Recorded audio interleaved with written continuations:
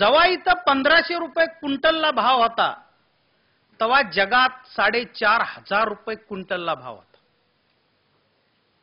म्हणजे जवळपास 3,000 रुपये क्विंटल भाव कमी द्याला. महाराष्ट्रात एक अधिकार, गुजरात आणि आंध्रात खुल्लं होतं. जेव्हा इथं 1500 भाव होता तेव्हा आंध्रात 2500 भाव होता. इथं भाव मिळत नाही, आपलं महाराष्ट्र सरकार भाव देत नाही म्हणून जर का आम्ही कापसाच्या ट्रका भरल्या आणि आंध्र प्रदेशात न्यायचं ठरविलं तर लगेच पोलिसांनी बाउंड्रीवर त्या ट्रका अडकिल्या, शेतकऱ्याला अटक केली. दुसऱ्या दिवशी पेपरला बातमी आली, चोरटा कापूस पकडला. चोरटा कसा झाला हो? दिवसात लावला, दिवसात याचला, दिवसात भरला, दिवसात चालीला. ह्या कडू पोलिसांनी गांजाच्या ट्रका सोडल्या आणि आमच्या बापाच्या ट्रका अडविल्या.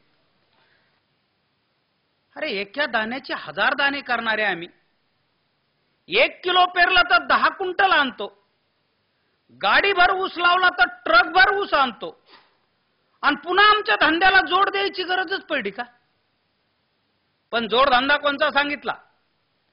पेट्रोलचं लायसन पुढाऱ्याच्या पोरायला, चमच्याला. दारूचे लायसन प्यायला, पैपाच्या, मोटरच्या एजन्स्या, गॅसच्या एजन्स्या, सरे तिकडं पुढाऱ्याकडं. आणि आम्हाला जोडधंदा सांगितला. संक्रित गायी येती घरा तोची दिवाळी दसरा. संक्रित गायी पाळा म्हणले. दुधाचा भाव 10 रुपये लिटर, पाण्याचा भाव 15 रुपये लिटर. ह्या दळभद्रेंनी पाण्या इतका सुद्धा भाव दुधाला द्याला नाही. तो बी धंदा फसला. पण तो धंदा आम्हाला सांगायची गरज नव्हती हो. आमची माय काम करते, आमचा बाप काम करते, आमची भाऊजाई काम करते, आमची शाळेत आलेले लेकरं काम करतात, सर्व काम करतात. आणि आम्हाला तो जोडधंदा सांगायची गरज नव्हती.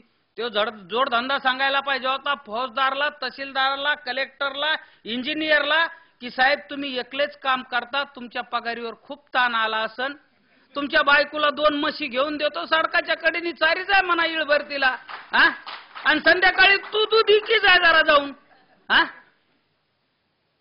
भूगोल नावाच्या पुस्तकात आम्हाला रूपांतरित खडक, अग्निजन्य खडक, वायुरूपी खडक, लावा, रस 5 किलोमीटर पोटातलं शिकिते.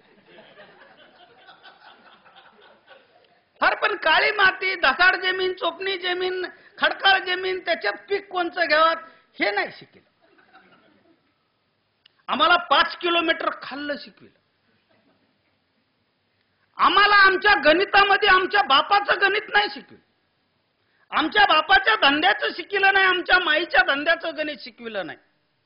आम्हाला मोसंबीला भाव काय पाहिजे, द्राक्षाला भाव काय पाहिजे, कांद्याला भाव काय पाहिजे, त्याचा उत्पादन खर्च काय हे कधी आम्हाला शिकविलं नाही.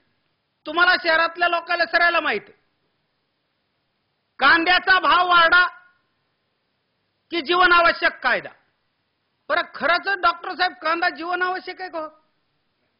समजा तुमच्या इथं 15 दिवस कोणी कांदा खाल्ला नाही म्हणून चौकात आला, चक्कर येऊन पडला, कांदा कांदा म्हणून हातपाय खोडूच मेला, असं काही झालं का? कांदा जीवनावश्यक आहे का? अरे जीवनावश्यक औषध गोळ्या. साप चावला, इंजेक्शन नाही मिळालं डॉक्टर साहेब मरतं का नाही माणूस? हो पंतप्रधानाची बायको की 50 रुपये कांद्याचा भाव झाला, बजेट वाढ. खरं असं कोय?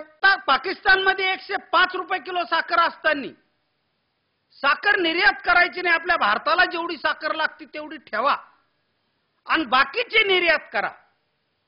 शेतकऱ्याला 3000 रुपये टन ऊसाला भाव देता येतो, पण ते भाव द्यायचा नाही सरकारला, हे लाचार ठेवायचे म्हणून साखरावर बंदी. पण साखराचे बिस्किट झाले की मोकळे, त्याची मळीची दारू झाली की कुठं बी न्या. आमची माय जगाची अन्नपूर्णा आहे, आमचा बाप जगाचा अन्नदाता आहे. आम्हाला भीक पाहिजे नाही, आमच्या घामाचं दाम पाहिजे, ते बी जास्त नाही पाहिजे, रास्त पाहिजे.